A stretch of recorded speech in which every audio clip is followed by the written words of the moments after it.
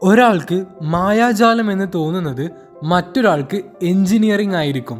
സംശയമുള്ളവർക്ക് കൊങ്കൺ റെയിൽപാത കണ്ടു നോക്കാം. ആ അമാനുഷിക നിർമ്മിതിക്ക് മുന്നിൽ അമാനുഷികം എന്ന വാക്കുപോലും അർത്ഥശൂന്യമാകും. ബ്രിട്ടീഷുകാർ ഇന്ത്യക്ക് നൽകിയ വലിയ സംഭാവനകളിലൊന്നാണ് ഇന്ത്യൻ റെയിൽവേ.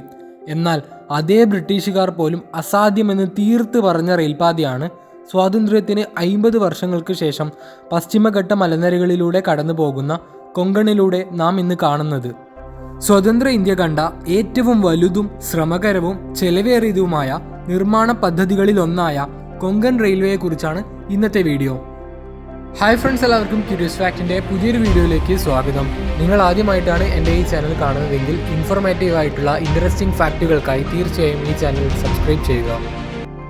തെക്കേ ഇന്ത്യയിൽ ഡക്കാൻ പീഠഭൂമിക്ക് പടിഞ്ഞാറ് അറബിക്കടലിന് സമാന്തരമായി ഏതാണ്ട് 1600 കിലോമീറ്റർ നീളത്തിൽ തലയുയർത്തി നിൽക്കുന്ന വമ്പൻ വിസ്മയമാണ് പശ്ചിമഘട്ടം. യുനെസ്കോയുടെ പൈതൃക കേന്ദ്രങ്ങളുടെ പട്ടികയിലും ലോകത്തിലെ ഏറ്റവും സമ്പന്നമായ 8 ജൈവ കലവറകളിലും ഇടം നേടിയ പ്രകൃതിയുടെ ഈ അത്ഭുതത്തിൻ്റെ മടിത്തട്ടിൽ മനുഷ്യനായി പടുത്തുയർത്തിയ ഒരു മഹാത്ഭുതമാണ് കൊങ്കൺ റെയിൽവേ.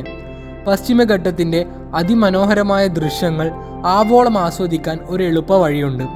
കൊങ്കൺ പാതയിലൂടെ പകൽ സമയത്ത് കടന്നു പോകുന്ന ഏതെങ്കിലും തീവണ്ടിയിൽ യാത്ര ചെയ്യുക. ആൾത്തിരക്കേറിയ വന്യജീവി സങ്കേതങ്ങളിലും മറ്റു വിനോദസഞ്ചാര കേന്ദ്രങ്ങളിലും കാണാനാവാത്ത പശ്ചിമഘട്ടത്തിൻ്റെ അപൂർവ സുന്ദരമായ മറ്റൊരു മുഖം ഈ യാത്രയിൽ നമുക്ക് അനുഭവിച്ചറിയാനാകും.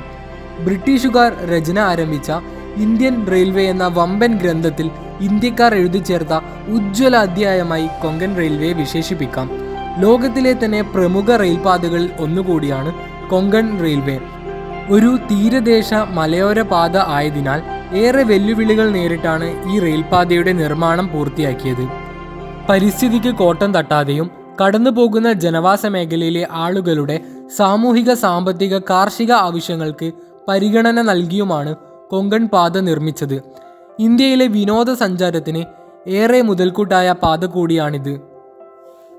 കർണാടക, ഗോവ, മഹാരാഷ്ട്ര എന്നിവിടങ്ങളിലെ തീരദേശ ജില്ലകൾ ഉൾപ്പെട്ട 720 കിലോമീറ്റർ നീളമുള്ള തീരദേശ മേഖലയെയാണ് കൊങ്കൺ എന്ന് വിളിക്കുന്നത്. കൊങ്കൺ തീരത്തിലൂടെ ഒരു റെയിൽപാത എന്ന ആവശ്യം ആദ്യമായി ഉയർന്നത് 1980കളിലാണ്. തുറമുഖ നഗരങ്ങളായ മുംബൈയും മംഗലാപുരവും തമ്മിൽ കൊങ്കൺ തീരത്തിന് സമാന്തരമായുള്ള പശ്ചിമഘട്ട മലനിരകളിലൂടെ ബന്ധിപ്പിക്കുകയായിരുന്നു ഈ പാതയുടെ പ്രധാനപ്പെട്ട ലക്ഷ്യം. പാതാ നിർമ്മാണത്തിന് മുൻപ് മംഗലാപുരത്ത് നിന്ന് റോഡ് മാർഗം ചുറ്റിത്തിരിഞ്ഞ് ഏറെ സമയമെടുത്താണ് ഈ പ്രദേശത്തെ ജനങ്ങൾ മുംബൈയിലേക്ക് പോയിരുന്നത്. കൊങ്കൺ റെയിൽവേ വന്നതോടുകൂടി ആ യാത്ര വളരെ സുഖപ്രദവും എളുപ്പമുള്ളതുമാക്കി തീർത്തു. കാടുകൾ, മലകൾ, താഴ്വരകൾ, ചതുപ്പുകൾ, കൃഷിയിടങ്ങൾ, കണ്ടൽക്കാടുകൾ, നദികൾ, വെള്ളച്ചാട്ടങ്ങൾ തുടങ്ങിയവ നിറഞ്ഞ പ്രകൃതി രമണീയമായ ഭൂപ്രദേശമാണ് കൊങ്കൺ തീരത്തെ പശ്ചിമഘട്ട മലനിരകൾ. ജൈവ വൈവിധ്യത്തിൻ്റെ കലവറ കൂടിയായ ആ പ്രദേശത്ത് കൂടി റെയിൽപാത നിർമ്മിക്കുക എന്നത് ഏറെ ശ്രമകരമായ ഒരു ജോലിയായിരുന്നു. കടൽ തീരത്തിന് സമാന്തരമായി ചെറുതും വലുതുമായ മലനിരകളിലൂടെ കടന്നു പോകുന്ന വിധത്തിലാണ് കൊങ്കൺ പാത ആസൂത്രണം ചെയ്തത്. മറ്റ് പല നിർമ്മാണ പദ്ധതികളിലെയും തീരാ തലവേദനയായ സ്ഥലം ഏറ്റെടുക്കൽ, ഭൂമി നഷ്ടപ്പെട്ടവർക്ക് നഷ്ടപരിഹാരം നൽകൽ എന്നിവയൊക്കെ അതിവേഗം പൂർത്തിയാക്കാൻ തന്നെ ഇവർക്ക് കഴിഞ്ഞു. കൃഷിയിടങ്ങൾ പരമാവധി ഒഴിവാക്കി മലനിരകളെ ബന്ധിപ്പിച്ചാണ് കൊങ്കൺ പാത മിക്കയിടങ്ങളിലും കടന്നു പോകുന്നത്. ഇതിനായി 2000ഓളം പാലങ്ങളും 90ലേറെ തുരങ്കങ്ങളും നിർമ്മിക്കേണ്ടതായി വന്നു. കാലാവസ്ഥാ വ്യതിയാനമാണ് കൊങ്കൺ റെയിൽപാത നിർമ്മാണം നേരിട്ട പ്രധാനപ്പെട്ട ഒരു വെല്ലുവിളി. മഴ ധാരാളം ലഭിക്കുന്ന പ്രദേശമായതിനാൽ മണ്ണൊലിപ്പും ഉരുൾപൊട്ടലും നിരന്തരം പണി തടസ്സപ്പെടുത്തി. തുരങ്കങ്ങളുടെ നിർമ്മാണം നടക്കുന്ന സമയത്ത് മണ്ണിടിച്ചിലും ആളപായവും ഉണ്ടായി. പാത വനത്തിലൂടെ കടന്നു പോകുന്നതിനാൽ വന്യജീവികളും വലിയ ഭീഷണിയായിരുന്നു. പണി എളുപ്പമാക്കാനായി പല ഭാഗങ്ങളായി തിരിഞ്ഞാണ് നിർമ്മാണ പ്രവർത്തനങ്ങൾ നടത്തിയത്. ഗോവയിലെ പ്രകൃതി സ്നേഹികളിൽ നിന്നും മറ്റു നേരിട്ട എതിർപ്പുകളായിരുന്നു മറ്റൊരു പ്രധാനപ്പെട്ട വെല്ലുവിളി. കൊങ്കൺ റെയിൽപാത കൊങ്കൺ തീരത്തിൻ്റെയും പശ്ചിമഘട്ട മലനിരയുടെയും സന്തുലിതാവസ്ഥയും ജൈവ വൈവിധ്യവും തകർക്കുമെന്നതായിരുന്നു അവരുടെ വാദം. 1991 കൂടുതൽ സമരമാർഗങ്ങൾ ശക്തമായി. ഇതുമൂലം പണി പലപ്പോഴും നിർത്തിവെക്കേണ്ടതായും വന്നു. ഗോവയുടെ പെർണം തുരങ്കം നിർമ്മാണത്തിനെടുത്ത കാലതാമസമായിരുന്നു മറ്റൊരു പ്രധാനപ്പെട്ട വെല്ലുവിളി. 6 വർഷം കൊണ്ടാണ് ഈ തുരങ്കത്തിൻ്റെ നിർമ്മാണം പൂർത്തിയായത്. പലപ്പോഴും മരണത്തെ മുഖാമുഖം കണ്ടാണ് തൊഴിലാളികൾ പണിയെടുത്തത്. നിർമ്മാണ പ്രവർത്തനങ്ങൾക്കിടെയുണ്ടായ അപകടങ്ങളിൽ ചിലർക്ക് ജീവൻ നഷ്ടമാവുകയും പലർക്കും പരിക്കേൽക്കുകയും ചെയ്തു. ഇളകിയ മണ്ണിൽ നിർമ്മിക്കേണ്ടി വന്ന 9 തുരങ്കങ്ങളാണ് ഏറ്റവും വലിയ വെല്ലുവിളിയായത്. ഇത്തരം മണ്ണിൽ എളുപ്പത്തിൽ തുരങ്കം നിർമ്മിക്കാനുള്ള സാങ്കേതികവിദ്യ ലഭ്യമായിരുന്നില്ല. യന്ത്രസഹായമില്ലാതെ ആളുകൾ തന്നെ ഈ തുരങ്കങ്ങൾ നിർമ്മിച്ചു. 4 വർഷത്തെ നിർമ്മാണത്തിനിടയിൽ ഇവിടെ 19 പേർക്ക് ജീവൻ നഷ്ടപ്പെട്ടു. നാടിൻ്റെ വികസനത്തിനായി വിട്ടുവീഴ്ച ചെയ്ത ഒരു കൂട്ടം ആളുകളാണ് കൊങ്കൺ പാത വേഗത്തിൽ പൂർത്തിയാക്കാൻ വഴിയൊരുക്കിയത്. സാധാരണയായി പുതിയ റെയിൽപാതയ്ക്ക് പദ്ധതിയിടുമ്പോൾ ഏറ്റവും തലവേദന ഉണ്ടാക്കുന്ന കാര്യമാണ് സ്ഥലം ഏറ്റെടുക്കൽ. എന്നാൽ കൊങ്കൺ പാതയിൽ ഇതൊന്നും ഒരു പ്രശ്നമേ ആയിരുന്നില്ല. കർണാടക, ഗോവ, മഹാരാഷ്ട്ര എന്നിവിടങ്ങളിൽ 42,000 ഉടമകളിൽ നിന്നായി 4,850 ഹെക്ടർ ഭൂമി പാതയ്ക്ക് വേണ്ടി ഏറ്റെടുത്തു.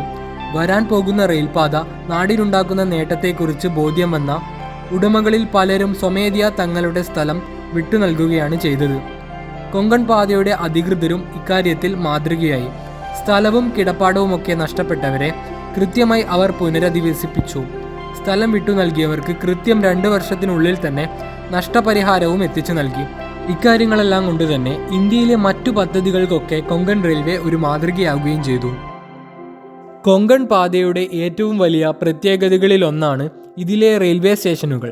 ഇന്ത്യയിലെ മറ്റ് പാതകളിൽ നിന്ന് വ്യത്യസ്തമായി ചെറിയ സ്റ്റേഷനുകളാണ് ഇവിടുത്തെ പ്രത്യേകത.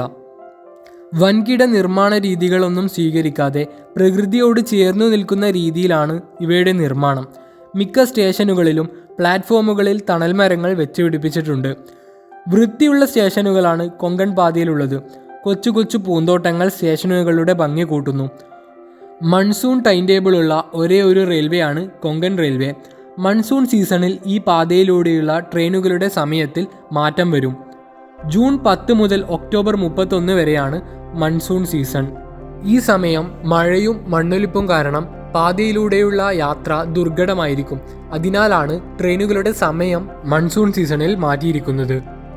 10 മീറ്റർ മുതൽ 2 കിലോമീറ്റർ വരെ നീളമുള്ള പാലങ്ങളും അറ്റം കാണാത്ത തുരങ്കങ്ങളും കൊങ്കൺ റെയിൽപാതയുടെ പ്രത്യേകതകളിലൊന്നാണ്.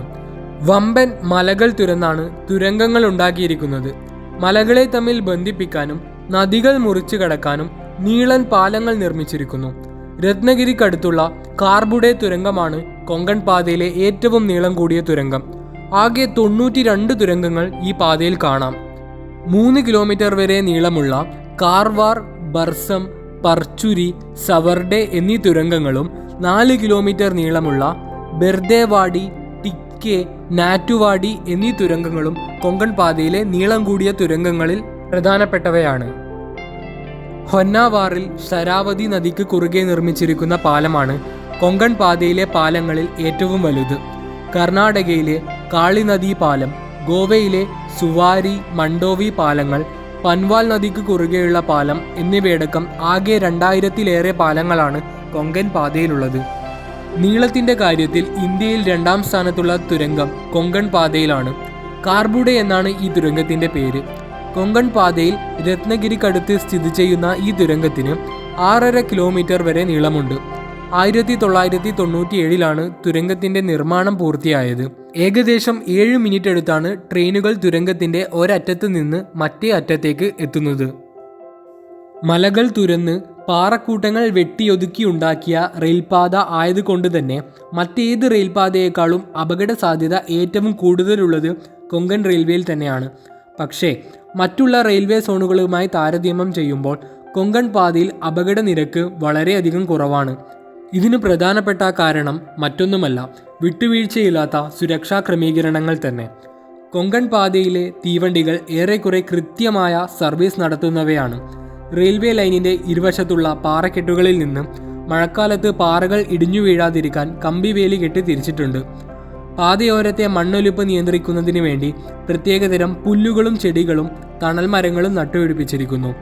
വൈദ്യുതി ഉപയോഗം കുറയ്ക്കുന്ന LED ബൾബുകളാണ് തുരങ്കത്തിലുള്ളത്. അപകട സാധ്യത ഒഴിവാക്കാൻ മൺസൂൺ സീസണിൽ ട്രെയിനുകൾ വേഗം കുറയ്ക്കും. 24 മണിക്കൂറും പട്രോളിംഗ് സംവിധാനം, കാറ്റിൻ്റെ വേഗം അറിയുന്ന അനിമോമീറ്റർ, ട്രെയിനുകളുടെ കൂട്ടിയിടി ഒഴിവാക്കാനുള്ള ആൻറ്റി കൊളീഷൻ ഡിവൈസ് നെറ്റ്വർക്ക് എന്നിവ ഈ പാതയുടെ പ്രത്യേകതകളാണ്. മറ്റു റെയിൽപാതയേക്കാൾ അപകടങ്ങൾ കുറവാണെങ്കിലും കൊങ്കണിലും ചില അപകടങ്ങൾ ഉണ്ടായിട്ടുണ്ട്. അതിൽ പ്രധാനപ്പെട്ട 2 2003 ജൂണിലും 2004 ജൂണിലുമാണ് സംഭവിച്ചത്. ജൂണിൽ സംഭവിക്കുന്ന പ്രധാന കാരണം തന്നെ മൺസൂൺ സീസൺ ആയതുകൊണ്ടാണ്. കൊങ്കൺ റെയിൽവേയുടെ വിശദമായ ഈ വീഡിയോ നിങ്ങൾക്ക് ഇഷ്ടപ്പെട്ടാൽ തീർച്ചയായും ലൈക്ക് ചെയ്യുക. ഇതുപോലെ കൂടുതൽ വീഡിയോസിനായി ചാനൽ സബ്സ്ക്രൈബ് ചെയ്യുക. Thank you for watching.